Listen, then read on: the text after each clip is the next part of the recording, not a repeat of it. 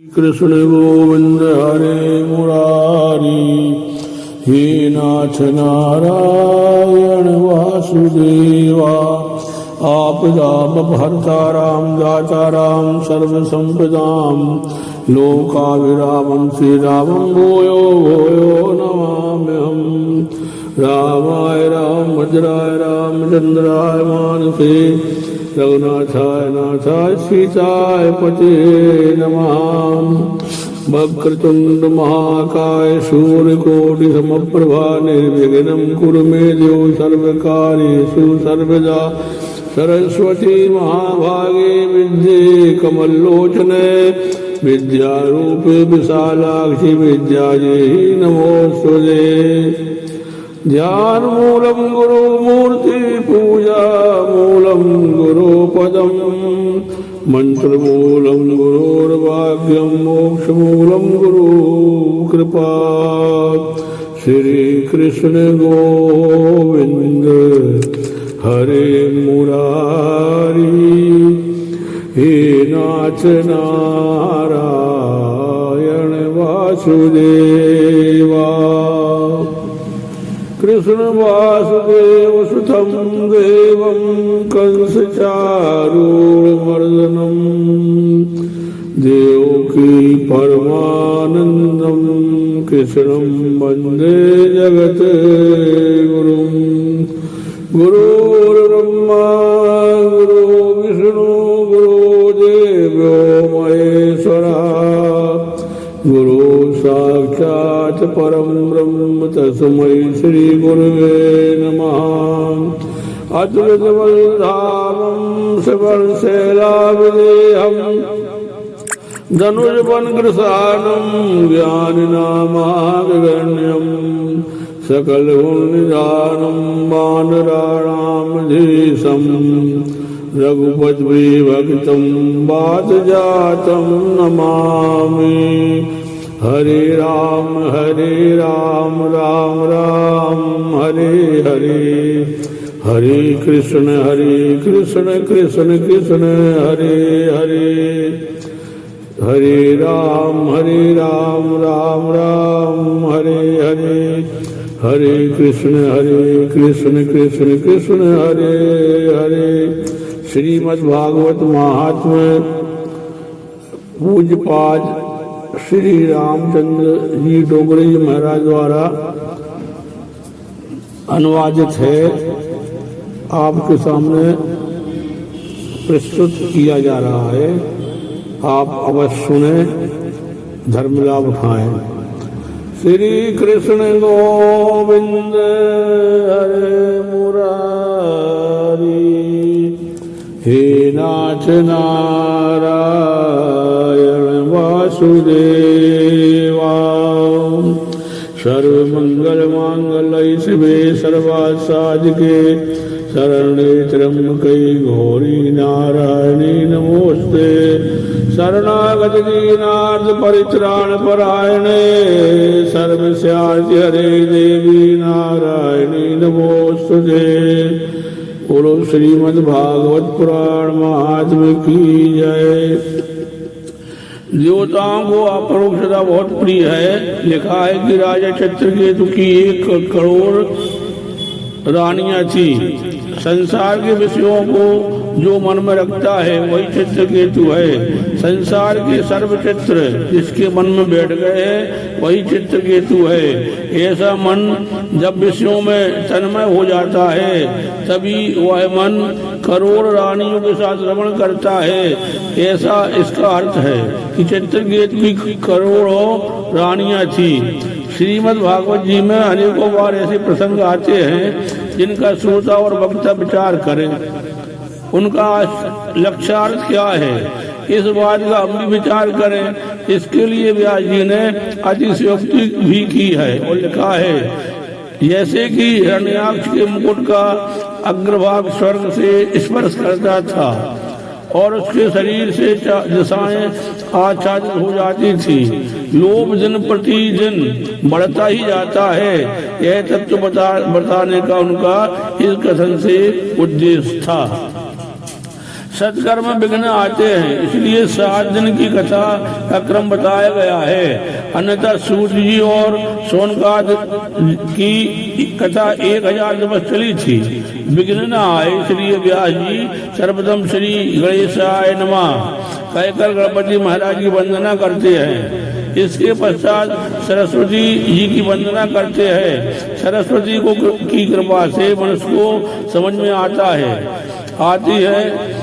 फिर सदगुरु की वंदना करते हैं और इसके बाद श्री भागवत के प्रधान देव श्री कृष्ण की वंदना करते हैं। मैंने श्री भागवत शास्त्र की रचना तो कर दी, परंतु इस ग्रंथ का प्रचार कौन करेगा? व्यास जी ने वृद्धावस्था में इस ग्रंथ की रचना की है, अतः वे स्वयं तो इस ग्रंथ का प्रचार कर नहीं पाएंगे।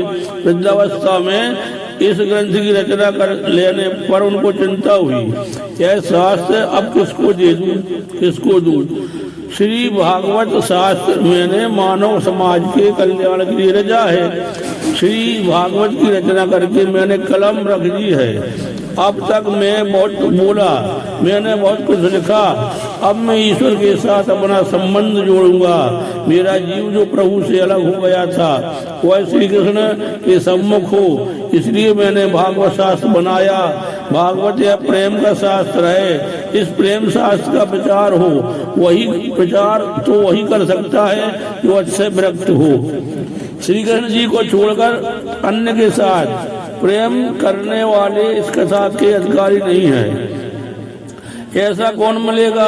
संसार से भोगने के बाद तो बहुतों को वैराग आता है, परंतु जन्म से जिसने वैराग अपनाया है वैसा कौन मिलेगा?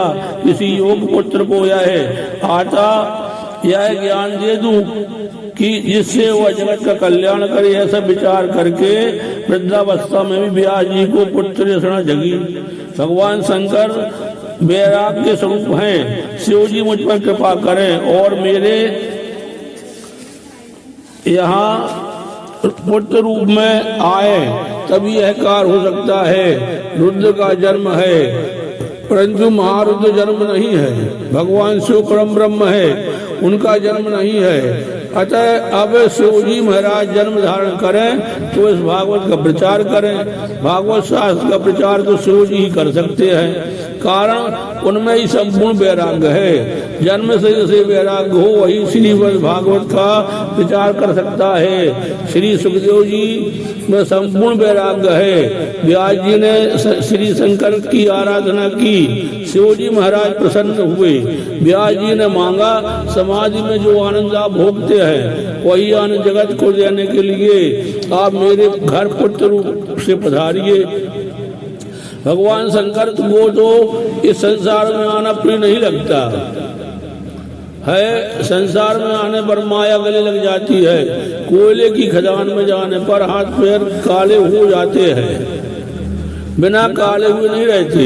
व्यास जी ने कहा महाराज आपको तो संसार में आने की कोई जरूरत नहीं है, परंतु अनंत जीवों के कल्याणार्थ आप कृपा कीजिए और आइए। आपको माया कैसे प्रभावित कर सकती है? शिव जी ने विचार किया कि समाधि में मैं आनंद का अनुभव करता हूँ, यदि वैसा आनंद जगत को ना दूं तो मुझे स्वार्थी कहा जाएगा। समाधि के आनंद का दान मुझे जगत को करना चाहिए। ऐसा विचार करके शिव जी महाराज अवतार लेने को तत्पर हो गए। श्री सुखदेव जी भगवान शिव जी के अवतार थे, अतः वे जन्म से ही पूर्ण निर्विकार थे। जो जन्म से विरक्त होता है वही शूलयान वैरागी कहलाता है। ज्ञानी पुरुष माया का संग नहीं रखते। ज्ञानी पुरुष माया से सदा असंग रहने का प्रयत्न करते हैं। अतः वैष्णव भक्त माया में भी ईश्वर का अनुभव करते हैं। श्री सुखदेव जी के जन्म की कथाएं दूसरे पुराण में भी है। श्री सुखदेव जी 16 वर्ष पर्यंत माता के पेट में रहे। माता के पेट में 16 वर्ष तक परमात्मा का ध्यान किया।